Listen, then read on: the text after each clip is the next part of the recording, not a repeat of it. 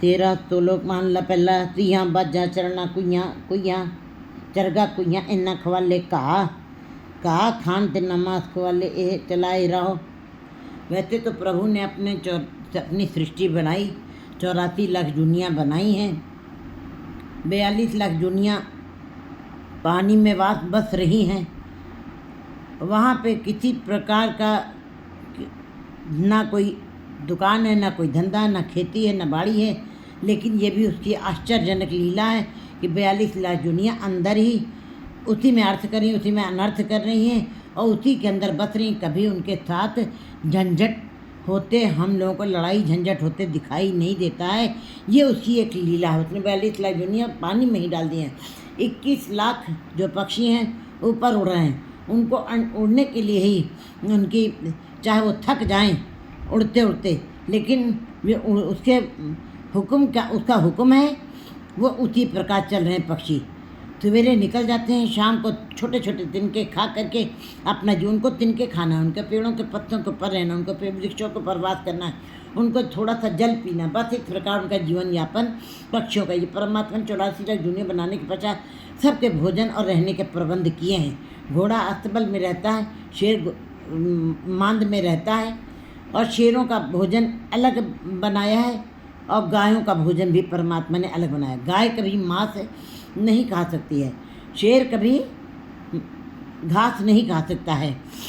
एक बार एक की घटना है कि इंग्लैंड में लोगों ने सोचा है कि अगर जो गाय के घास में अगर जो थोड़ा सा मांस के टुकड़े डाल दिए जाएं तो तृष्णावश उन्होंने उसके अंदर डाल दिए टुकड़े कि हो सकता दूध की मात्रा बढ़ जाए।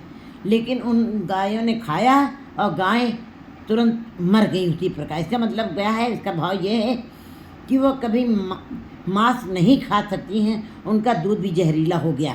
इसी प्रकार शेर कभी घास नहीं खा सकता है, उसके मांस के टुकड़ों में अगर जो घास मिला देंगे तो शेर की भी वही दशा हो जानी है। इस प्रकार गुरुजी ने सब कुछ बनाया है, लेकिन जीव भी जिन चीज़ों से भी आनंद करके छोड़ देते हैं, जिन खाद्य पदार्थों को नहीं खाना चाहता, जो आनंद निंद कर छोड़ो तो ही फिर खाते, परमात्मा वो भी खिला देता है जीवों को। जिस चीज़ से वो वंचित रहना चाहते हैं, परमात्मा उनको ज़बरदस्त तरीके से उनको वो भोजन का पान करवा देता है। इसी प्रकार गुरुजी ने इस पहरे के अंदर कि परमात्मा के हुक्म में जो कुछ होना है वो अपने हुक्म के अंदर सब कुछ करने में समर्थ है, हर कुछ वो कर सकता है। इस पदे के अंदर यही बताती हैं, बाजा चरगा कुइयाँ, ये शेर हैं, बाज हैं, चरगे हैं और कुइयाँ, ये सारे मांसाहारी हैं। ये सारे केवल मांस ही खा सकते हैं, इनको कभी भी शाकाहारी नहीं पान कर सकते हैं। ये कि अगर लेकिन परमात्मा अगर जो चाहे, उसको अगर जो बात अच्छी लगे, वो घास भी खिला सकता है। उसका हुक्म इस प्रकार है, उसकी रजा इस प्रकार है, जो तुझ पावे ताई पलिकार, वो खिला सकता है। वो शेर को और बकरी को एक साथ भी रख सकता है। वो विपरीत दिशाओं के लोगों को चलते हुए लोगों को भी एक दिशा के अंदर चला सकता है। वो गुरुमुख और मनमुख जीवों को एक साथ भी बैठा सकता है। इस प्रकार गुरुजी बता रहे हैं, कहा खान तिन्ना मांस खवाले ए चलाए रहो। जो घास खाने वाले हैं उनको मांस खिला सकता है परमात्मा, अगर जो उसकी अपनी मर्जी हो, और मांस खाने वाले को घास भी खिला सकता है परमात्मा। स्वयं वो नहीं खाते, लेकिन परमात्मा का अगर जो मर्जी है, उसकी रजा है, तो वो खिला सकता। मांस खवाले एक चलाए रहो, ये उसकी मर्जी है। इस प्रकार भी वो कर सकता है।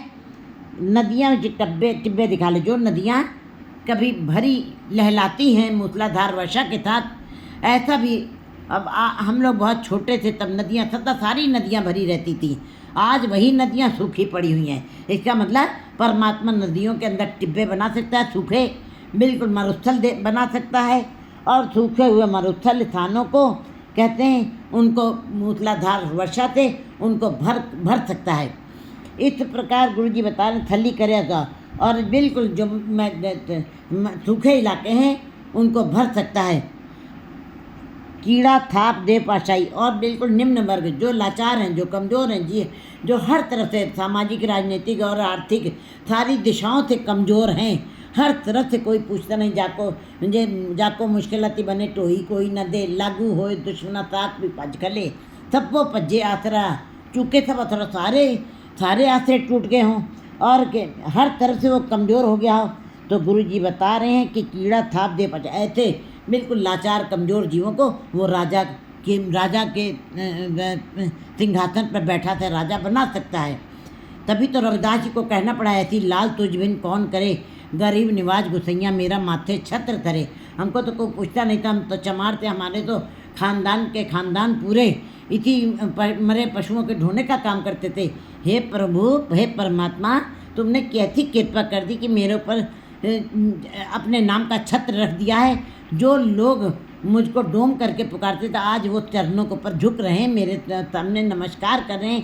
ये तुम्हारी ही यह रजा है, ये तुम्हारा ही भाड़ा है। इस प्रकार परमात्मा जो लाचार हैं उनको राजा बना सकते हैं, कमज़ोर हैं हर तरफ से उनको सिंहासन पे बैठा सकता है, और लश्कर करे और राजाओं को मिनटों में ही ख़त्म कर सकता है, स्वाह कर सकता है मिनटों में। जेते जीवे ल सहा, जितने भी जीव श्वास ले रहे हैं, खींच रहे हैं, बाहर निकाल रहे हैं, हर श्वास हे परमात्मा जीवाले ताकि आशा, कहते हैं तुम्हारे हुक्म से ही श्वास ले रहे हैं और जी रहे हैं। जो उनकी श्वास आ रही है जा रही है वो सब तुम्हारी रजा से ही आ रही है। और क्या ये भी क्या बड़ी बात है, कोई बड़ी बात नहीं है कि जिनके अंदर श्वासें नहीं चल रही हैं उनको भी तुम जिंदगी दिए हुए हो। बिना श्वास वाले को भी तुम जिंदा रखे हुए, ये तुम ये सारे कार्य केवल तुम ही करने में समर्थ हो। तुम ही ऐसे लाशरीक हो, कोई सी दूसरे के अंदर हिम्मत नहीं है, ऐसी समर्था नहीं है। तुम ही सब कुछ करे।